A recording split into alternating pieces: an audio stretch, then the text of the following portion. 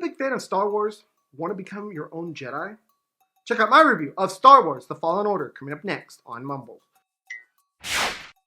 Welcome back, everyone, to another episode of Mumbles. On today's episode of Mumbles, I'm reviewing a newly released game called Star Wars The Fallen Order.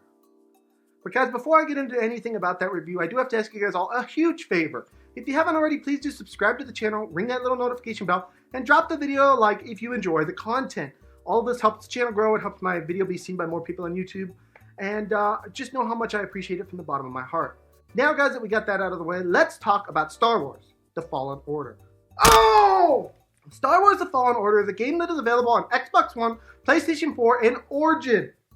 Now, the creators for this game read the description as, a galaxy-spanning adventure awaits in Star Wars Jedi Fallen Order, a new third-person action-adventure title from Respawn Entertainment.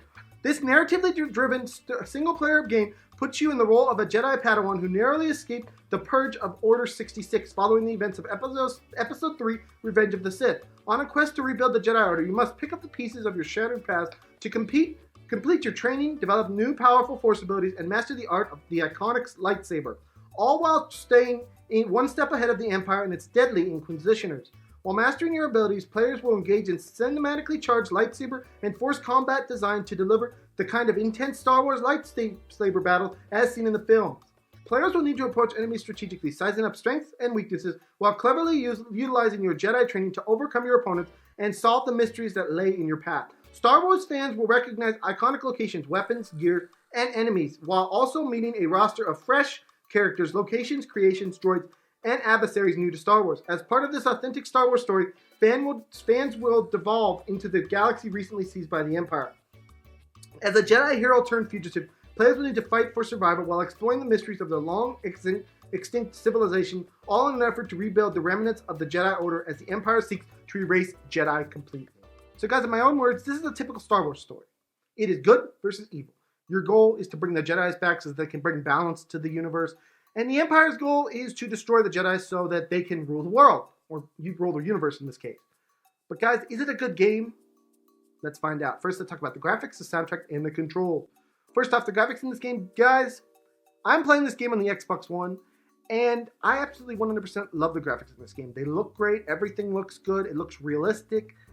It looks like I could literally go sit down in front of my TV and watch this as a movie, and it would be fantastic. So graphical-wise, they did a good job on this, and it's even better for the PC. Soundtrack-wise, guys, they did this game right. This game has Star Wars-themed music. Simple as that. Some of those tunes you'll recognize. You know the musical style of Star Wars if you're a Star Wars fan, and you will not be disappointed with the soundtrack of this game. Finally, the controls in this game. The controls do have a bit of a learning curve to them, because combat has to be so fluid. You have to learn how to block and roll and dodge and this and that. So controls do work great, but there is a bit of a learning curve here, so please keep that in mind. Now let's talk about the gameplay. This game is exactly what you would expect from a Star Wars game that has the main character wielding a lightsaber. Exploration and combat, and plenty of it. If you've ever played one of the Uncharted games or a Tomb Raider game, this is kind of the style of game you can expect from Star Wars Fallen Order. And they do it really, really well, actually, which I was surprised at because I really thought they were going to botch this game.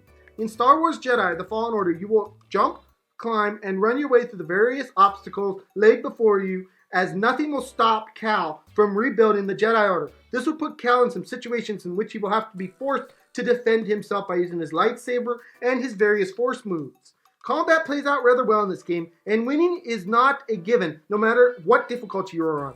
You have to use both offense and defense, and this by no means is a button-mashing game. You will have to learn how to parry, dodge, and defend in order to win combat situations. You will also have to figure out the patterns of enemies, because if you don't, you will get destroyed.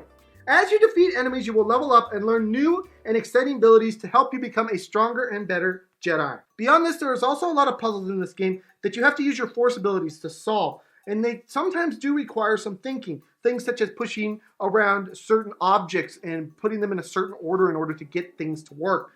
These are the kind of puzzles that you can expect from this game. Beyond that, you can also get upgrades for your lightsaber, things such as color upgrades, different kinds of style of lightsaber. You can upgrade the color of your ship. You can change the clothes that you're wearing. You can change your little droid on your back. This game has a lot of customization and a lot of secrets for players to find. You will be searching this game endlessly for these secrets. As you might have already figured out story-wise, and as I mentioned previously, this game plays out as Cal Kestis being the last Jedi and working to rebuild the Jedi Order. Not going too deeply into this because I think everyone can kind of understand what's going on here. But I did want to mention it in the gameplay section because it is an important part of the game. Now let's talk about the cons for this game. The first con that I have is the difficulty. Guys, there's different difficulty levels in this game. And in most games, when you turn down difficulty, enemies become a little bit easier to beat. Maybe they don't move as well. Maybe they don't do certain things. In this game, turning up or down the difficulty, really all it changes is the amount of time you have to do different things and the amount of health you have. So really, it's the same experience regardless, but with less time to focus on your button presses, getting that parry right, getting that roll right, having as much health, you can't take as many hits. That's the kind of gameplay you can expect from this. And I have to say, the difficulty really jumps up from battling normal people to battling bosses. Bosses in this game are ridiculously hard, and it's a big jump. So you'll be going along fine, battling all these little guys, and suddenly you'll come upon a boss, and you'll be stuck for however long it takes to beat them. So that is my first con. My second con is that, as you can imagine, this game does not have the most complex story. It's kind of a safe play for them. They're taking a game, they're taking something that most people know about, and they're making it into a game. I would have liked to see something a little bit more in-depth story-wise, but I do understand why they did it. And I'm not saying it's a bad story. It is a pretty decent story, but just would like to see something more exciting, I guess. So guys, we've talked about everything there is to talk about when it comes to this game. Now that's up to talk about is what my overall score is for this game. I was really excited for this game, but I was also a little bit scared that they were going to screw it up.